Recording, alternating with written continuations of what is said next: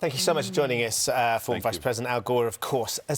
Kate and I have seen your new film, and it left both of us it's quite overwhelming at times. Very tearful, actually. Yeah. It's very, very powerful, It's extraordinary moments. Well, thank you very much. It. The directors have done an outstanding job. Yeah, it's amazing, because you got an Oscar for the first film. You're a Nobel Peace Prize-winning champion for climate change as well. Is there a frustration, though, that 10 years on from that first film, you're still here? And you're still doing this? Well, there have been two big changes in the decade since the first movie. First, the climate-related extreme weather events are far more common and far more destructive. You just got a month's worth of rain in one day. Yesterday, in my country, both New Orleans and Miami were flooded this week with these rain bombs, as they're calling them. But the second big change is that the solutions are here now. Yeah, of course, your Royal Academy of Science has been leading the world with the scientific consensus for a long time. And there's increased volatility in the weather, and there are still cold days. But the warmest year ever was last year, second warmest the year before, third warmest the year before that. 16 of the 17 hottest ever measured have been in the last 17 years.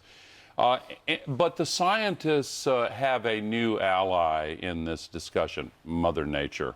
These events are now occurring all over the world on a regular basis.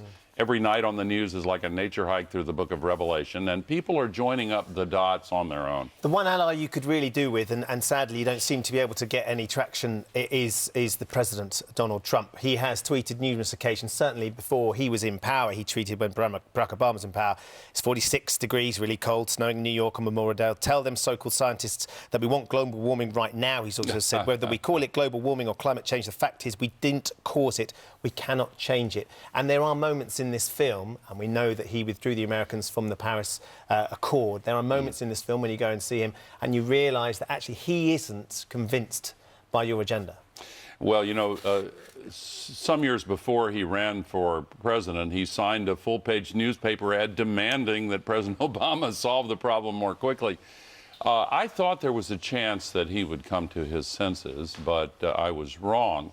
The good news is that after he made his speech withdrawing the U.S. from the agreement, the very next day, the entire rest of the world redoubled its commitment. And in the U.S., our largest states and hundreds of cities and thousands of business leaders said, we're still in the Paris Agreement. And it now looks as if the U.S. is going to meet our commitments regardless of Donald Trump. So is he not as important then, do you think? Well, he's isolated himself, and even the allies he has in his own party in the Congress are now saying, whoa, what's going on here?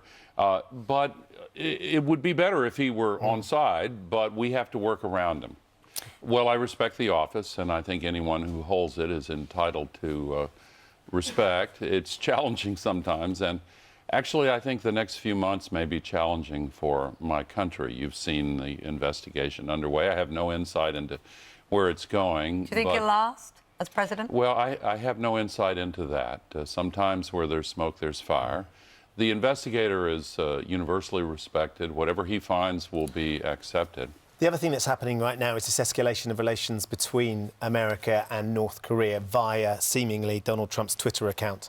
As somebody who has been in the White House and been the right hand of a president, what do you make of the way he's behaving and his approach to this? Well, first of all, to be fair to him, he did inherit this dangerous situation, which several administrations for the last 2 decades have failed to resolve. Does it feel like he's fanning the flames, though? Simon? Yes, a bit. Yeah, I think his intemperate comments a couple of days ago were ill-advised.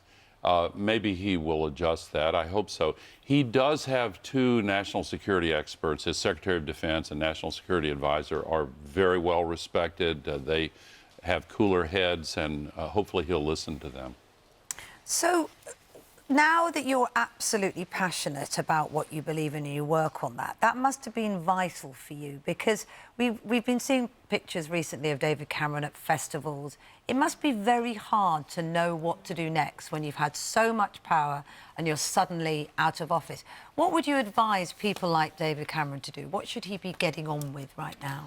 I don't know what his plans are. I will say that for me, it has been a wonderful privilege to be able to find work that justifies pouring all the energy I have into it.